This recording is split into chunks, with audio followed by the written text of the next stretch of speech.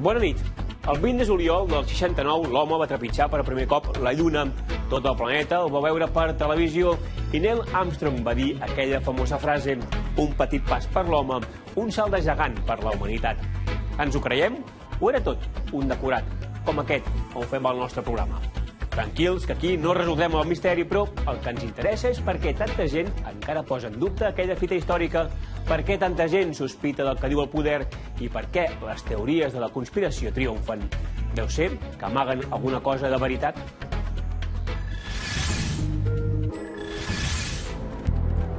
L'11S va ser un complot de la CIA, a Diana de Gal·les la van assassinar, Disney manipula els nostres infants, teories no provades que molta gent es creu. Per què? I què hauríem dit, per exemple, fa 30 anys, si ens haguessin assegurat que hi havia una xarxa anglosaxona que espiava milions de trucades cada dia, o que el Vaticà tenia negocis amb la màfia? Teories que han demostrat ser veritat.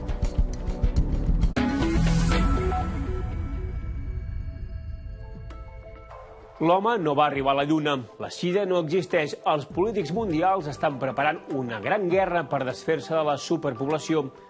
Tot això són part de les anomenades teories de la conspiració. Són moltes i amb el món d'internet s'han prodigat. Però per què surten? Només sabem que estan molt arrelades a la cultura popular, n'hi ha hagut tota la vida.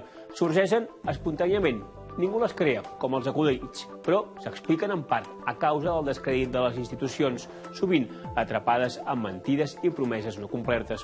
I per últim, són la reacció al monopoli de la informació per part dels governs i de les corporacions industrials.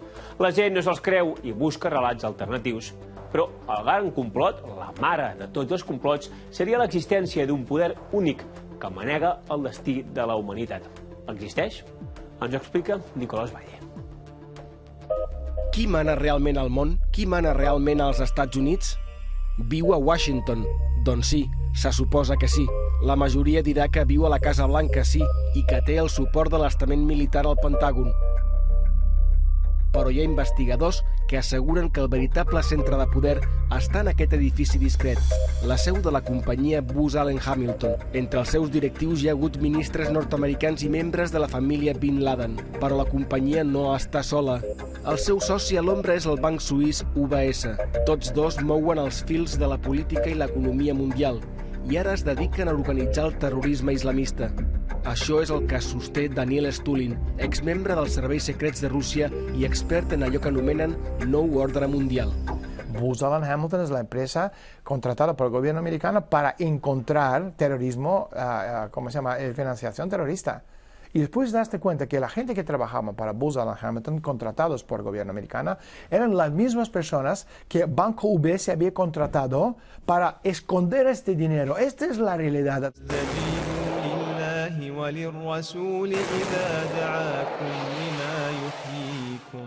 Pero ¿cómo lo han financiado todo esto? A través de una fundación que se llama Optimus. Optimus Foundation, ¿sabes? Tiene un testaferro que se llama Abdullah Aziz. Abdullah Aziz es el testaferro de Al-Qaeda y Osama Bin Laden. Y este es el tipo que financió la campaña de Barack Obama a través del presidente de UBS, que se llama Robert Wolf. No me jodas. Segons això, les primaveres àrabs i l'emergència de l'Estat Islàmic formen part d'un pla mestre de creació del caos. Caos a nivel de desplome económico, caos a nivel de guerras, desmonto Libia, nos da la posibilidad de usar estos para ir moviendo armas y sobre todo personal al siguiente paso, que es Siria. Por otro lado, vamos a ir desmontando todos los estados de África donde hay intereses chinos. ¿Qué han hecho en Mali? Lo han desmontado completamente. Tienes un golpe de estado. Después Mali viene el siguiente estado, Nigeria. ¿Qué está en Nigeria? Boko Haram. Y eso entienden que después de Siria viene Irán. Y después de Irán viene Rusia.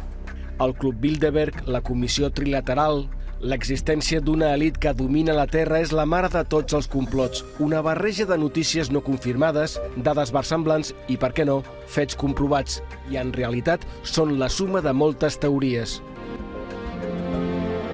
Lo que necesitan es reducir la población mundial. Y tú tienes ejemplo, Detroit. ¿Te parece normal una ciudad que durante 50 años ha sido el pulmón de la economía? Hoy parece una cosa que ves en las películas de Will Smith de los zombies. Está ahí porque este es el prototipo del mundo.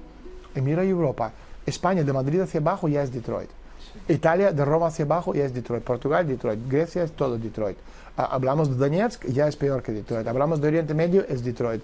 Y ahora están haciendo lo mismo con Europa, arabización de Europa. Tú vas a meter todos los, refugiados en el continente, pero este está hecho a propósito, lo entienden perfectamente. Los americanos dicen, allí, ¿sabes? Los británicos dicen, aquí no vienen, allí. Lo desmontan Europa completamente, compran lo que se queda en pie por peniques. ¿Quién dominaba Egipto antiguo hace 6.000 años? ¿Sabes? Los faraones, no, los sacerdotes. ¿Sabes? Los sacerdotes que nos daban el conocimiento a cuentagotas. Después, 6.000 años más tarde, estos sacerdotes se han mudado a Suiza. ¿Sabes? Pero son los mismos. Algunes de les reflexions de Daniel Estulin. El cas és que fins fa poc hi havia rumors o informacions dubtoses que duien l'etiqueta de teories conspiratives i que s'ha demostrat que són reals. Teories comprovades.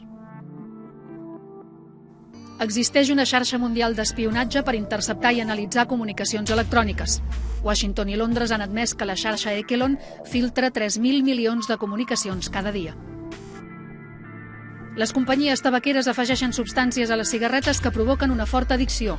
Ho fan després d'haver-se posat d'acord durant una reunió secreta. El Vaticà té vincles amb la Cosa Nostra. Els mafiosos haurien ajudat la Cúria a netejar diners provinents de negocis i donacions il·legals.